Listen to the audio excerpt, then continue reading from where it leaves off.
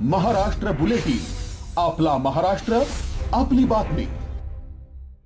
दिंडोरी शहरासह तालुक्यातील ग्रामीण भागातील शेती वस्तीवर होत असलेले रात्रीचे भारनियमन कायमस्वरूपी बंद करण्याची जोरदार मागणी करत माजी आमदार धनराज महाले यांच्या नेतृत्वाखाली महावितरणचे उपअभियंता निलेश नागरे यांना निवेदन देण्यात आले.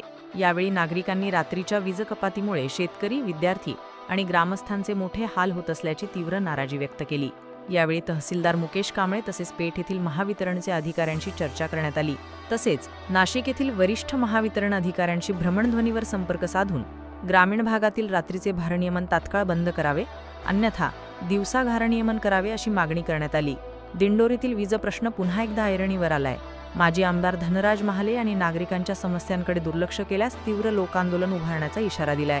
3 ते 4 दिवसापासून महावितरण कंपनीकडनं रोज संध्याकाळी 7 ते 11 असं अवेळीचं लोड शेडिंग त्या ठिकाणी सुरू आहे आणि त्याच्यामुळे तालुक्यातील जे शेतकरी आहेत फार मोठा प्रचंड त्रास त्या ठिकाणी होतोय.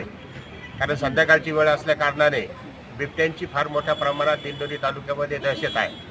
बिबट्यांमुळे फार नुकसानी झालेले आहे आणि त्याच्यानंतर घरात स्वयंपाक करायचा असेल, विद्यार्थ्यांना अभ्यास करायचा असेल, अशा अनेक अडचणी या विभागातल्या किंवा त्या पूर्ण नाशिक जिल्ह्यामध्ये सर्व शेतकऱ्यांना त्या होत आहे आणि म्हणून त्या विरोधात हा एकतर लोड शेडिंग बंद व्हावा आणि अन्यथा त्याचा टायमिंग वेगळा व्हावा या दृष्टिकोनातून आज दिंडोरी प्रांत कार्यालय इथं चर्चा करून निवेदन देण्यात आलं आहे. आणि जर या धकाधकीत यामध्ये सुधारणा झाली नाही, लोड शेडिंग बंद झालं नाही, तर पुढच्या येत्या सोमवारी संपूर्ण नाशिक जिल्ह्यामध्ये आम्ही शेतकऱ्यांच्या वतीने चक्काजाम आंदोलन करणार आहोत असं निवेदनात म्हटलेलं आहे आणि असा इशारा महावितरण कंपनी आणि प्रांत कार्यालय यांना दिलेला आहे.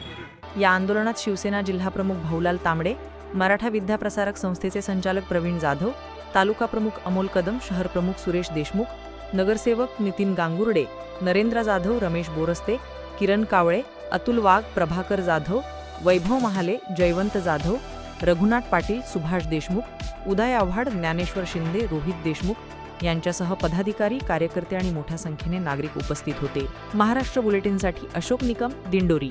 महाराष्ट्र बुलेटिन, आपला महाराष्ट्र, आपली बातमी.